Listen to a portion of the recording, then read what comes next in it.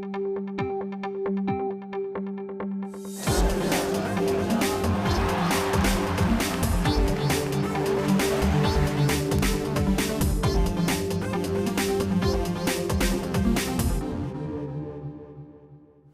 pessoal, na PUC TV e TV Horizonte começa agora o Revista. De nome indígena Opará ou Pirapitinga, carinhosamente chamado pelos mineiros como Velho Chico, o Rio São Francisco é um dos mais importantes cursos de água do Brasil e da América Latina. O documentário Remeiros do São Francisco, primeiro da trilogia Navegantes do Velho Chico, traz histórias de navegação para destacar a importância do rio no cenário ambiental e também para as cidades no entorno do curso d'água. Para contar mais sobre esse processo de produção do documentário, que durou cerca de 25 anos, eu recebo no estúdio o documentarista Deniston Diamantino.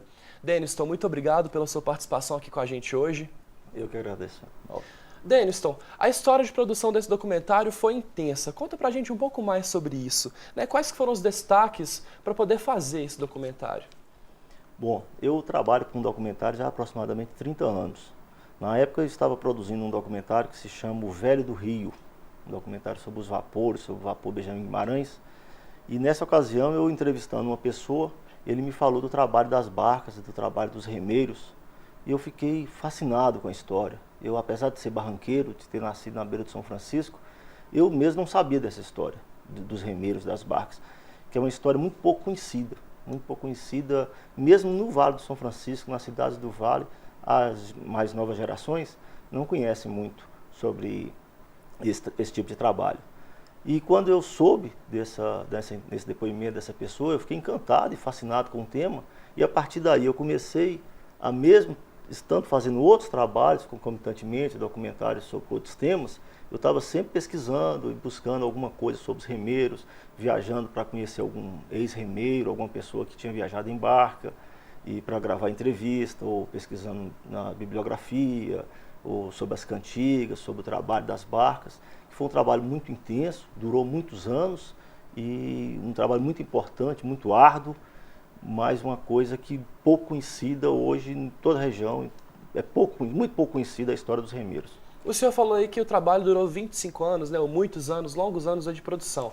Por que toda essa história, para ser contada por tantos anos assim de produção, de execução desse trabalho? Bom, aí tem várias coisas. O vale é muito grande. Existe uma dificuldade porque as barcas deixaram de navegar por volta na década de 1940. Entre 1940 e 1950 as barcas pararam de navegar.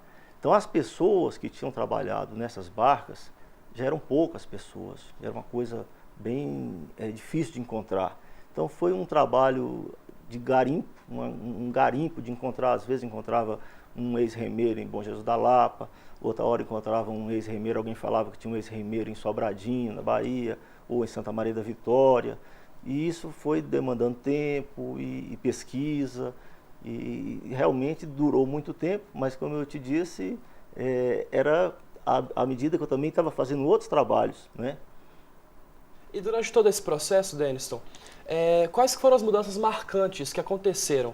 Né? Porque com certeza houve aí alguns encalços e dificuldades para poder produzir esse documentário.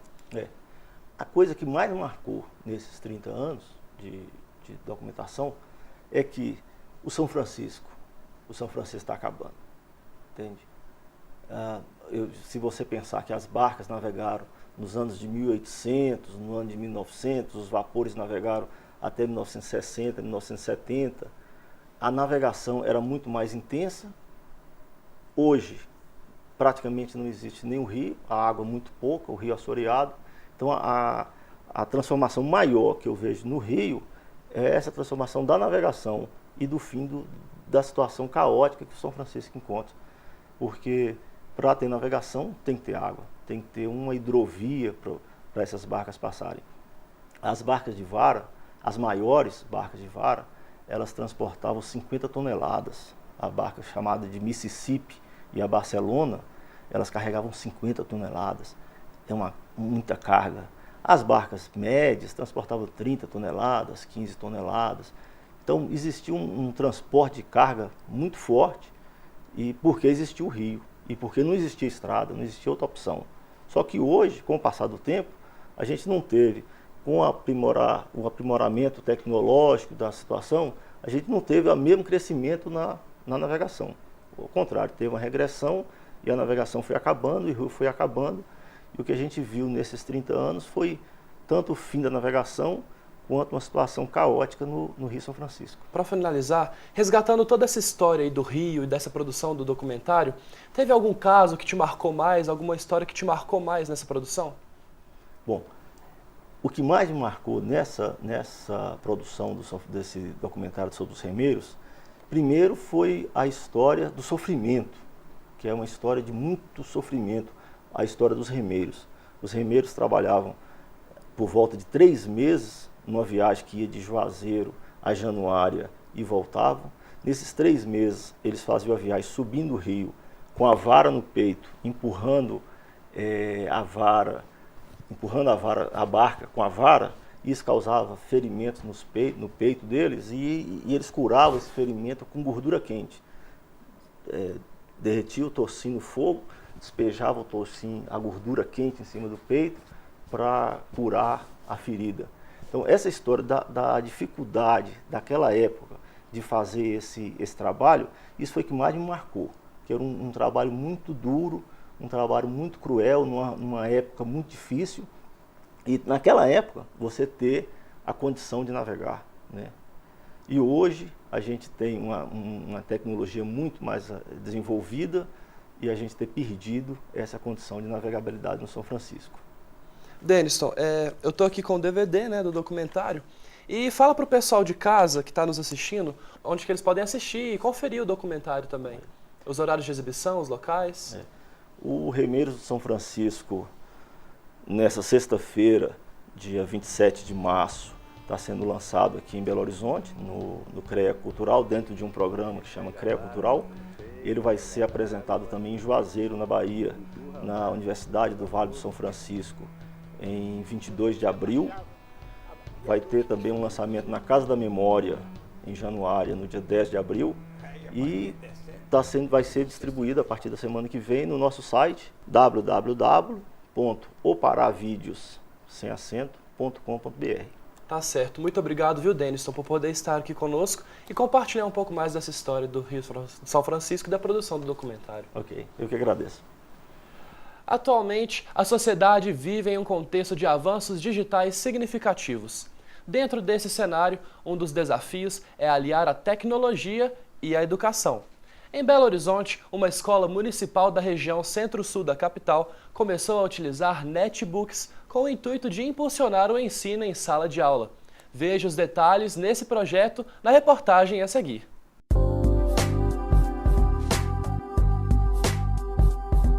Localizada no aglomerado da Serra, na região sul de Belo Horizonte, esta escola municipal faz parte do projeto Sala de Informática Móvel. A instituição foi uma das primeiras a receber os netbooks que são usados em sala de aula. O SIM quer dizer Sala de Informática Móvel.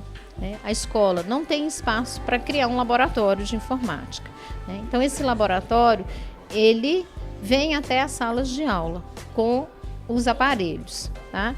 E é desenvolvido um trabalho em parceria com as professoras para alfabetizar tanto a língua como matemática, né? Também serve para os alunos fazerem pesquisas nas outras áreas do conhecimento. Nós conseguimos relacionar o conteúdo que nós trabalhamos diariamente, né?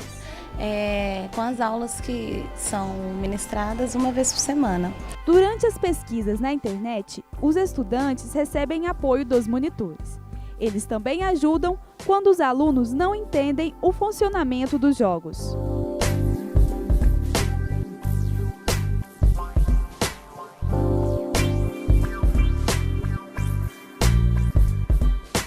Nós tentamos abordar todas as matérias em si. Só quando há um foco mais uma matéria que o aluno está com mais dificuldade, a gente aborda mais aquele tema. Aí faz uma pesquisa na internet, com a própria professora mesmo, que ela me orienta, me auxilia com isso, e a gente trabalha com os alunos. É mais questão da internet, tem também alguns jogos, né, educativos no próprio com o netbook. Faz o planejamento, né, acerca das dificuldades dos alunos, seja no campo da matemática ou do português, ou da língua escrita, né? E nós conseguimos, temos alcançado grandes êxitos com isso. Eu gosto de jogar no computador, escrever no computador, aprendo a ler, que é mais fácil. A sala de informática móvel trouxe para a escola e para os alunos a possibilidade de ter acesso a atividades que antes não eram realizadas. A acessibilidade, logicamente, isso melhorou, né? Porque antes não era viável, nem se podia imaginar num laboratório de informática na Edson Pisani, pela questão de espaço, né? Então, isso impacta positivamente na aprendizagem dos meninos e, logicamente, impacta na vida social deles. Gosto de tudo que a professora manda fazer, porque é legal, mas eu também gosto de escrever.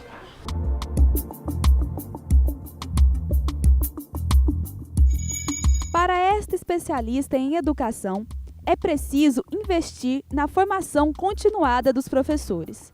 A falta do conhecimento dificulta a implementação da tecnologia na sala de aula.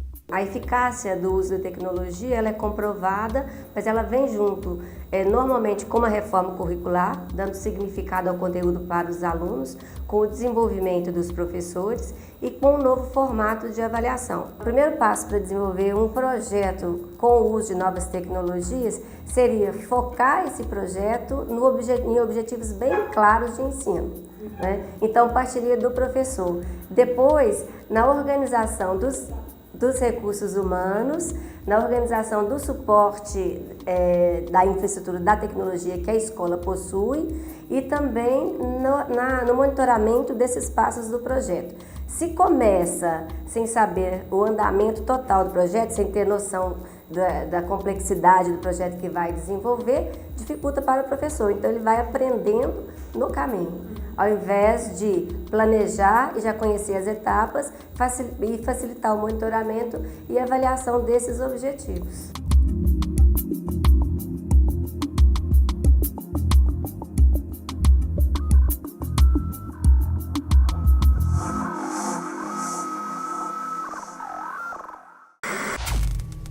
Você aí de casa, tem acompanhado os preços dos ovos de Páscoa neste ano?